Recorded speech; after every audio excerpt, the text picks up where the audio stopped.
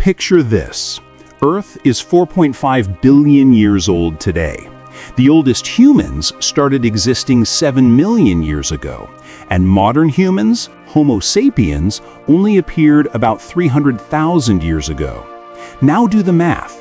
Who occupied planet Earth before humans came into existence? Was it empty? For centuries, we have thought of ourselves as unique, the pinnacle of evolution. But in 2018, two scientists, Adam Frank and Gavin Schmidt, teamed up to make the world question all they knew about Earth's history with the Silurian Hypothesis. They fearlessly posed the big question: was there an ancient civilization before us? And if there were others, what if all traces have been wiped away? Imagine that the whole of humanity disappears today. How long would it take for all evidence of our existence to follow suit? Scientists peg it at a few thousand years. Our formidable skyscrapers would crumble. Plastics would degrade. If an industrial civilization existed millions of years ago, geological processes like plate tectonics and erosion would have erased all physical evidence of their existence. We might just be the latest chapter in a much older story. Mainstream science tells us that for hundreds of thousands of years, progress crawled at a snail's pace. But then, something extraordinary happened. Around 6,000 years ago, human development took a leap so massive it defies explanation. From basic survival to complex mathematics, astronomy, and the first codified laws in ancient Sumer. How could such an abrupt transformation take place? The Sumerian texts themselves provide an answer.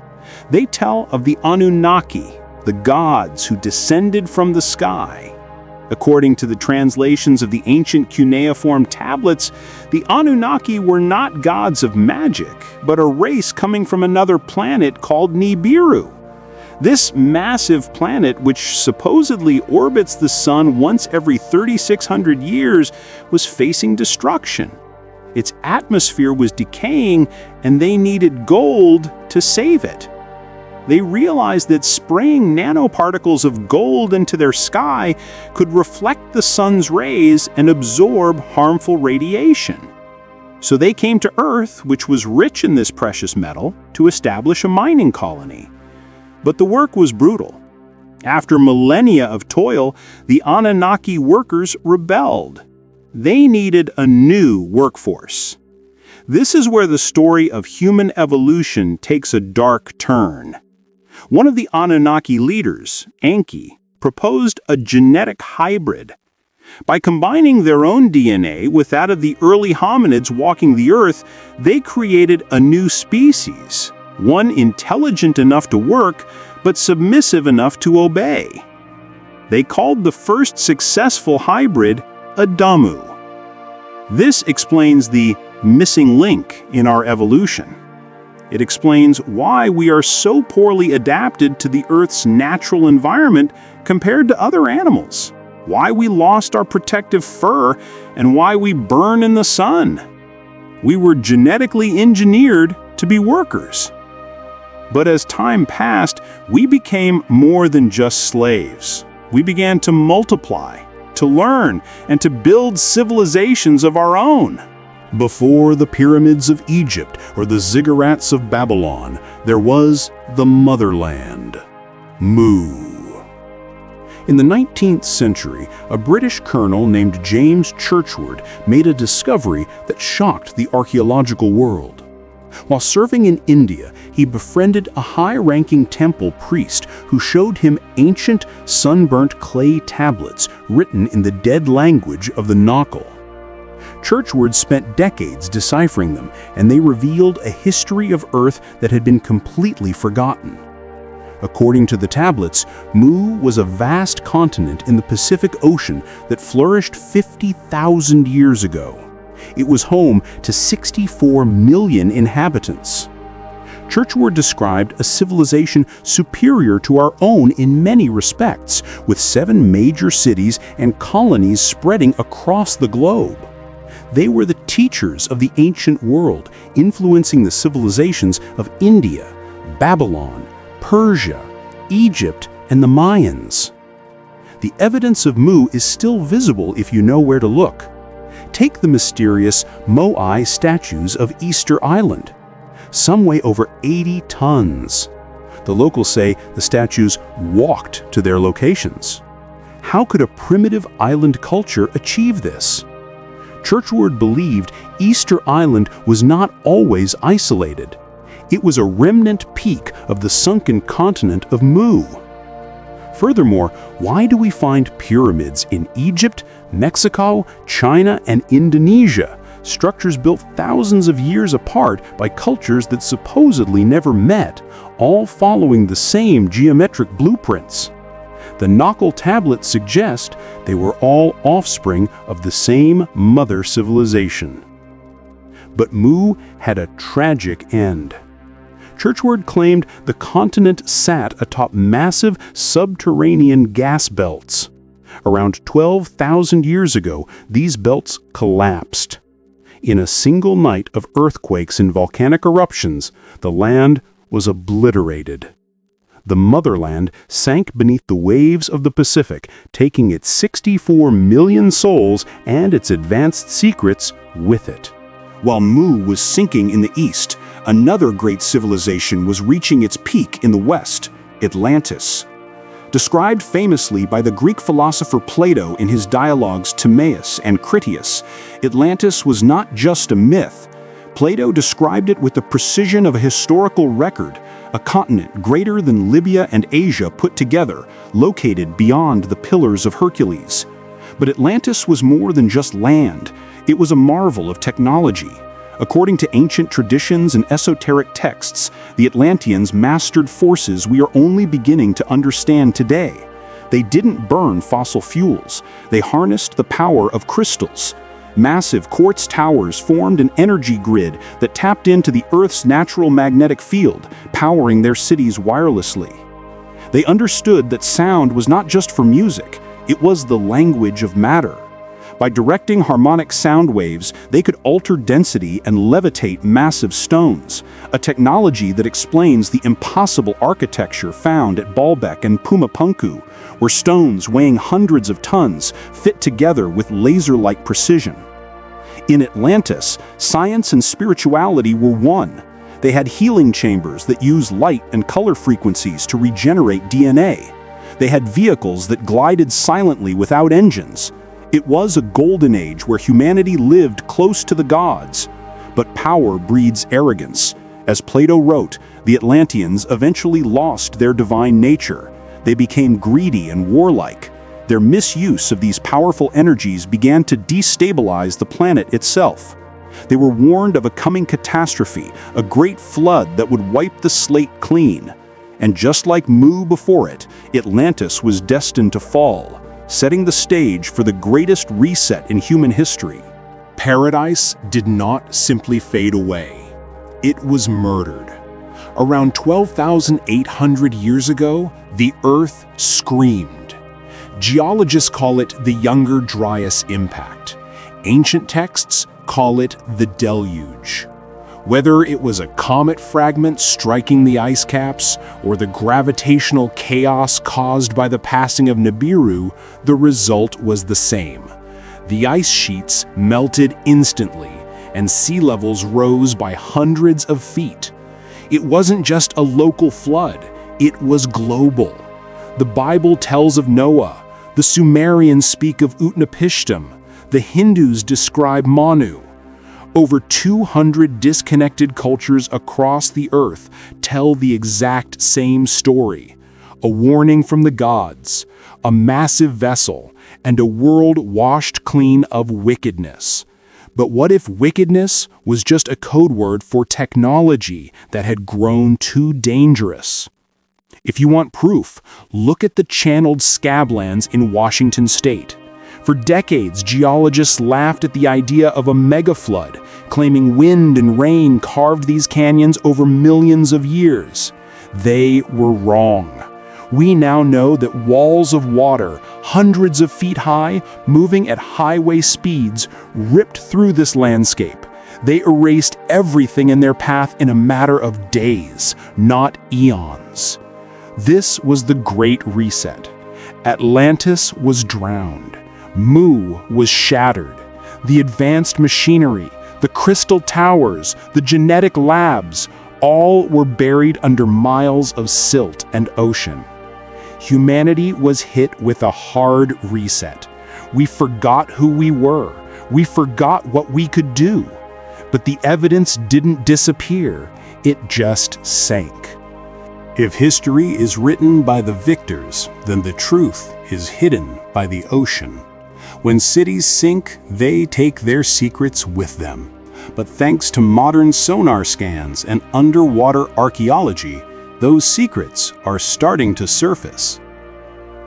Off the coast of Japan lies the Yonaguni Monument. Beneath the waves lies a staircase-like formation with terraces, pillars, and flat surfaces cut at near-perfect right angles. Mainstream archaeologists call it a natural formation, but the precision suggests otherwise. Does nature make perfect 90-degree steps?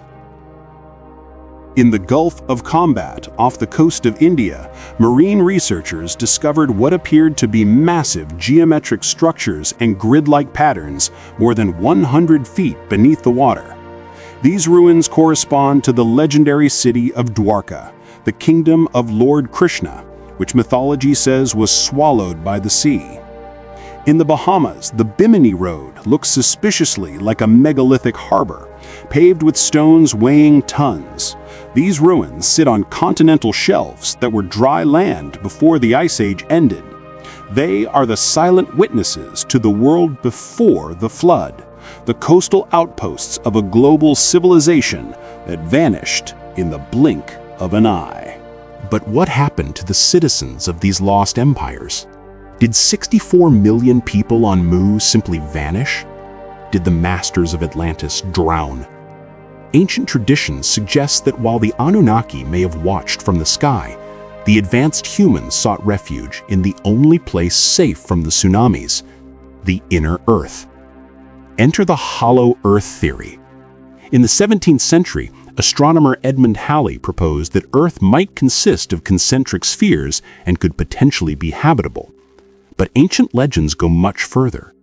Buddhist and Hindu traditions speak of Agartha or Shambhala, a kingdom hidden deep within the Earth's crust. Agartha is described not as a dark cave, but as a lush world lit by an inner, smoky sun. It is said to be a place of crystal cities, eternal light, and advanced beings who retreated underground to escape the surface cataclysms. They preserved the technology of Atlantis and the wisdom of Mu, waiting for the surface world to mature enough to handle such power again.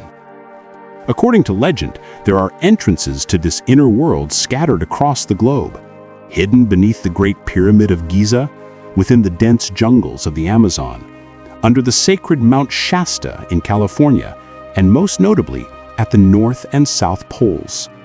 For centuries, this was dismissed as mere folklore, until a high-ranking U.S. admiral went looking for it. In 1946, the world had just finished the bloodiest war in history. Yet, the United States military launched a massive invasion force to the most desolate place on Earth, Antarctica. It was called Operation High Jump, led by the legendary Admiral Richard E. Byrd. The expedition involved 4,700 men, 13 ships, and 33 aircraft. The official story was that they were testing military equipment in extreme cold. But you don't bring an aircraft carrier armada just to test a parka. Rumors have persisted for decades that Byrd was hunting for something or someone. During a flight over the South Pole, Byrd's radio reportedly went silent for 3 hours. According to a secret diary attributed to him, he didn't see endless ice. He saw green forests, he saw rivers, he saw mammoths grazing in a valley beyond the pole. He had crossed the threshold, he had entered the land beyond the poles. He described meeting a master of this inner world who warned him about humanity's reckless use of nuclear weapons. But the mission didn't end in peace. Operation High Jump was scheduled for 6 months, yet it was aborted after just 6 weeks.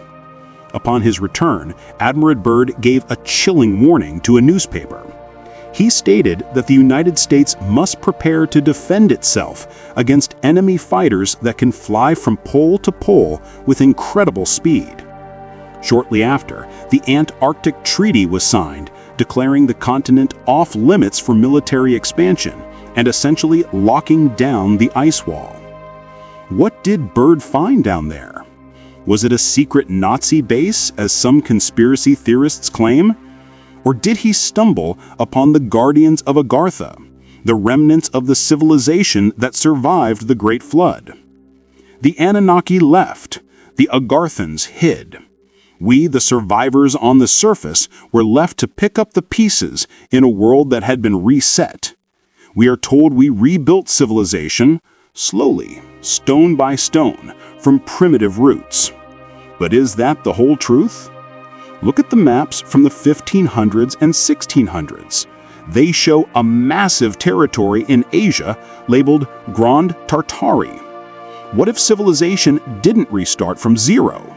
What if a global empire rose from the ashes of the old world, harnessing the lost technology of the ancients, only to be erased by a second reset less than 200 years ago? This brings us to the final, most controversial piece of the forbidden timeline, the phantom empire of Tartaria and the mystery of the mud flood. Open an encyclopedia today and you won't find it. But open a map from the 1600s and it dominates the world. Grand Tartary. For over 3 centuries, European cartographers depicted a vast empire stretching from the Caspian Sea to the Pacific Ocean. It wasn't a wilderness of scattered nomads. It was marked with flags, castles, and massive cities. French, Dutch, and German maps all agreed on its existence and immense size. Some even labeled distinct regions like Chinese Tartary, Russian Tartary, and independent Tartary.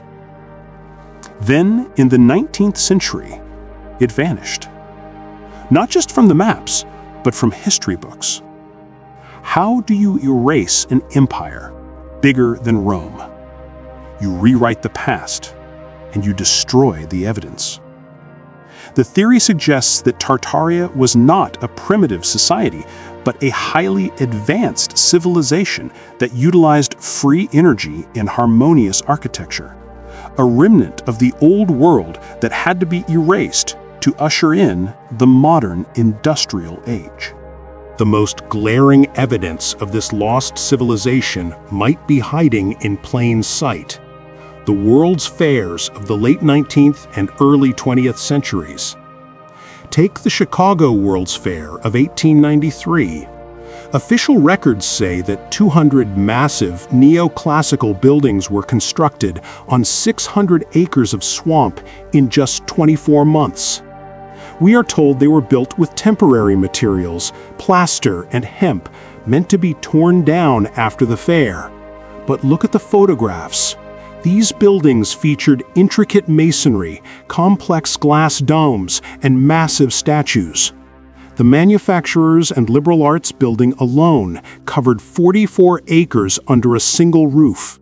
Its central hall could have fit the Great Pyramid of Giza and the U.S. Capitol inside it with room to spare. Are we to believe this was built by horse and wagon technology in less than 2 years? Or were these fairs actually the re-inhabiting of ancient Tartarian cities, restored briefly for the public to marvel at, before being systematically dynamited to hide their true origin?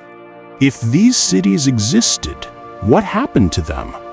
Walk through any historic city, London, Moscow, New York, or Seattle, and look down. You will see windows buried halfway into the sidewalk. You will see first floors that are now basements. Historians call this architectural style, or raising the street level. But the Tartaria theory proposes a different explanation: the mud flood. The theory suggests that a massive geological cataclysm occurred in the mid-19th century, a liquefaction event that swallowed the lower levels of civilizations worldwide. Seattle has an entire underground city. Paris and Rome have layers buried deep beneath the modern streets. We are literally walking on top of the roofs of a forgotten world. And who walked these buried streets? The architecture itself provides a clue. Look at the doors of these ancient government buildings and cathedrals. Many are 12 to 15 feet high. Staircases are built with steps so large that normal-sized people have to stretch to climb them. Were these grand designs merely for aesthetics? Or were they built for a race of giants? Newspapers from the 1800s regularly reported discoveries of giant skeletons, 7, 8, even 9 feet tall, found across America. But these remains mysteriously vanished into the vaults of institutions like the Smithsonian, never to be seen again. These giants didn't just build big, they built smart. The spires, domes, and obelisks we see on these old structures weren't just religious decorations, they were antennas. The theory claims they were harvesting atmospheric electricity, the same free wireless energy Nikola Tesla tried to give the world decades later. Look at the star forts scattered across the globe. These precise geometric structures, often surrounded by water, appeared to be designed for frequency resonance rather than military defense. They were the power plants of a wireless world, deactivated and repurposed as forts after the reset. So what is the forbidden timeline? It is the realization that we are not the first. We are a species with amnesia, living in the ruins of giants, mining gold for absentee gods, and walking on the buried roofs of empires we refuse to acknowledge. From the genetic labs of the Anunnaki to the sinking of Mu and Atlantis, from the retreat into Agartha to the mud-flooded streets of Tartaria, the story is always the same. Civilizations rise. They reach for the stars, and then the reset happens. The Silurian Hypothesis asks if an industrial civilization could vanish without a trace. The answer is yes. It happened before. And the uncomfortable question remains, when the next cycle ends and the next reset comes, what will be left of us? History is written by the survivors, but the truth is written in the earth, the stone, and the DNA. All we have to do is open our eyes.